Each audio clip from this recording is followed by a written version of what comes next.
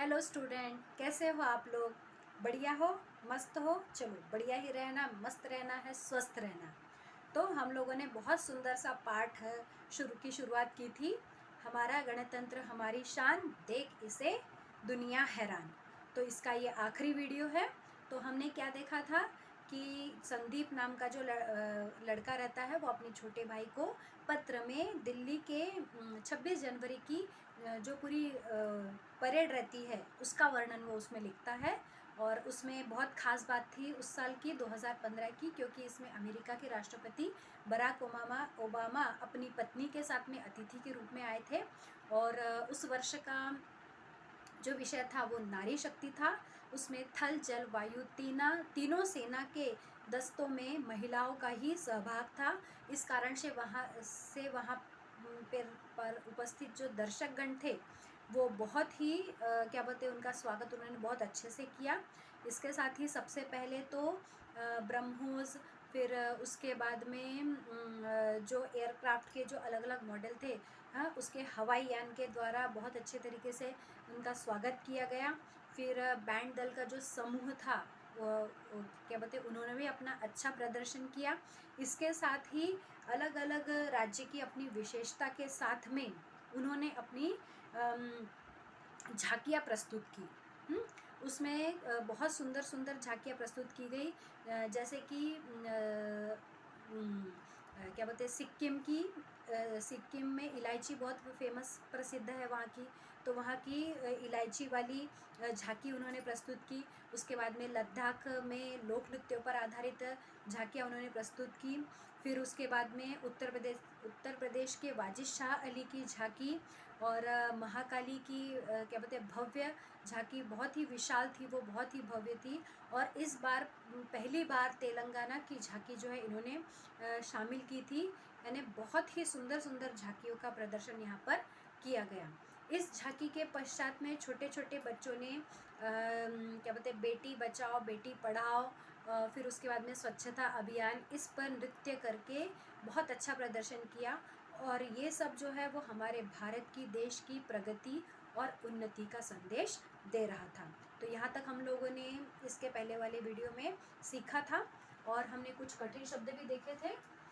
सराहना यानी प्रशंसा करना, विशाल यानी बहुत बड़ी, भव्य यानी अद्भुत, जन समूह यानी लोगों का समूह, उत्साह यानी जोश, उमंग, और प्रगति यानी विकास। तो बच्चों, अब इसके आगे हम देखेंगे कि इसके आगे भी हमारे भारत के जो क्या बोलते हैं, जाबाज जो युवक थे उन्होंने भी अपना बहुत अच्छा सुंदर प्रदर्शन किया, वो भी हम देखेंगे। पेज नंबर 97 में है ये। और नीचे से दूसरा पैराग्राफ हम शुरुआत करेंगे यहाँ से। आप लोग को ध्यान से उच्चारण की तरफ ध्यान देना है शब्दों के। ठीक है, तो शुरू करते हैं।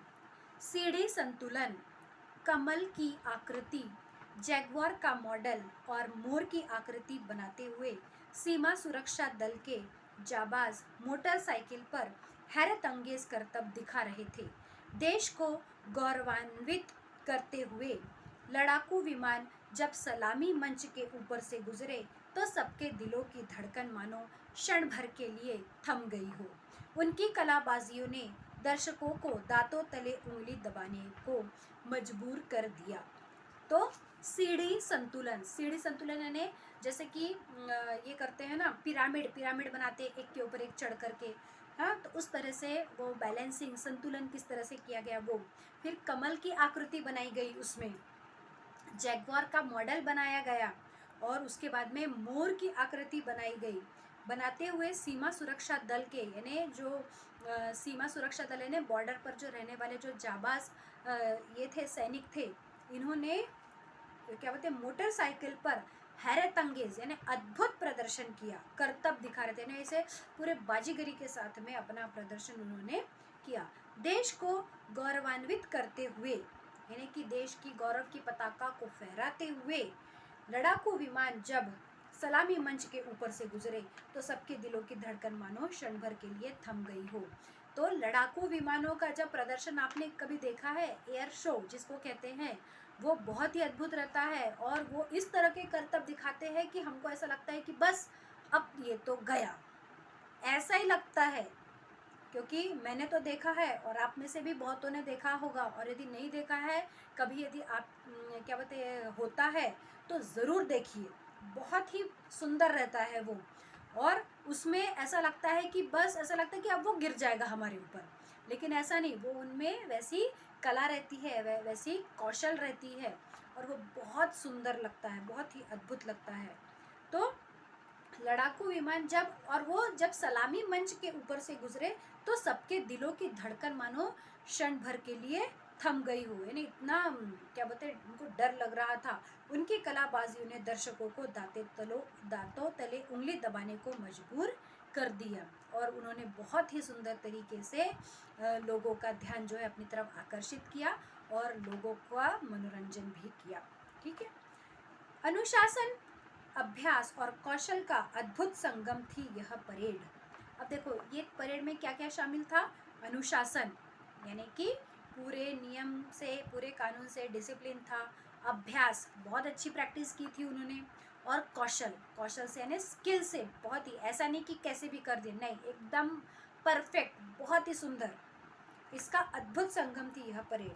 आकाश में उड़ते सफ़ेद, हरे और संतरी रंग के गुब्बारे ऐसे लग रहे थे जैसे देशभक्ति की उमंगें आकाश को छू रही हो। और गुब्बारे भी छोड़े जाते हैं, तो ये गुब्बारे कैसे लग रहे थे, जैसे कि देशभक्ति की जो उमंग है, देशभक्ति की जो भावना है, वो ऊपर जाकर के आकाश को, आसमान को छू रही हो। मैंने पापा से कह दिया कि वे अगले बार तुम्हें भी दिल्ली बुला लेंगे ताकि तुम भी गणतंत्र दिवस के समारोह का हिस्सा बन सको। क्या कहता है संदीप कि क्या कहता है कि अगली बार मैं पापा से ये कहूँगा कि अगली बार तुमको भी यहाँ पर दिल्ली में परेड देखने के लिए बुलवा लो, गणतंत्र दिवस का समारोह का तुम भी हिस्सा बन सको। तुम्हारा अग्रज संदीप। और आखिरी में कहता है कि तुम्हारा बड़ा भाई संदीप, अग्रज यानी बड़ा भाई। ठीक है। तो हमने इसमें कौन कौन से कठिन शब्द देखे वो हम लिख लेंगे एक बार। कर्तव्य, कर्तव्य का अर्थ इसमें क्या लिखेंगे हम, बाजीगरी, बाजीगरी। ठीक है। जैसे बाजीगर कैसे रहते हैं, जो ऐसे क्या बोलते हैं, अपना कर्तव्य दिखाते हैं, अपने हाथ का क्या बोलते सफाई दिखाते हैं, या बिल्कुल अपना टैलेंट दिखाते हैं, कौशल दिखाते हैं, उसी तरह से इन्होंने भी अपना हैरतअंगेज कर्तव्य दिखाया था। क्षण, क्षण यानी पल। फिर उसके बाद में थम, थमना यानी रुकना। मजबूर,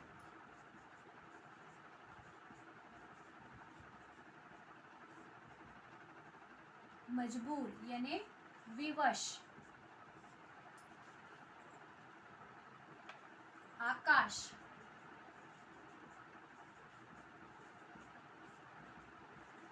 आकाश यानी आसमान। फिर उसके बाद में समारोह, समारोह को हम यानी कार्यक्रम, जो भी एक इतना बड़ा कार्यक्रम था, हाँ, वो। और आखिरी में है अग्रज, अग्रज यानी बड़ा भाई। ठीक है। तो एक बार हम इसको फिर से दोहरा लेते हैं। कर्तव्य यानी बाजीगरी, क्षण यानी पल, थम यानी रुकना, मजबूर यानी विवश, आकाश यानी आसमान, समारोह यानी कार्यक्रम, और अग्रज यानी बड़ा भाई। तो बच्चों, आशा करती हूँ आप लोगों को यह पाठ बहुत अच्छे तरीके से समझ में आया होगा। ये पाठ पढ़ने से हमको क्या सीख मिलती है कि देश प्रेम की भावना जो रहती है वो तो हर एक में रहती है ना, लेकिन उसको हमको उजागर भी करना चाहिए। अब उजागर करना यानी इसका मतलब ये नहीं कि हम देश का तिरंगा ले ले करके पूरे सड़क और गलियों में घूमेंगे, नहीं, या सिर्फ 15 अगस्त और 26 जनवरी को राष्ट्रगीत गा लिया, झंडा फहरा दिया, नहीं, ये भी मतलब नहीं है। हाँ, और क्या बोलते हैं, इसके लिए हमको क्या करना है, अपनी देशभक्ति को उजागर करने के लिए हमको अपने आप को अनुशासन में रखना है, अपने आप को नियम से बांध करके रखना है। जो हमारे कर्तव्य है उसका एहसास हमको होना चाहिए, ठीक है। उसके साथ ही हमको हमारे क्या बोलते हैं, हमारे खुद के शरीर की स्वच्छता, इसके साथ ही हमारे आसपास के वातावरण की स्वच्छता को साफ रखना चाहिए। उसी के साथ में ही हमको हमारे देश के लिए, हमको हमारे देश की प्रशंसा करनी चाहिए सभी के साथ में, ठीक। तो ये सीख हमको मिलती है कि हमको देशभक्ति की भावना को हमारी बढ़ाना है। उसके लिए हमको हमारे देश में बहुत विशेषता वाला देश है हमारा, इसकी विशेषता हमको दूसरों को बतानी है, ठीक है। तो बच्चों, आशा करती हूँ आप लोगों को यह पाठ और इस पाठ से मिलने वाली सीख अच्छी तरह से समझ में आई होगी। धन्यवाद।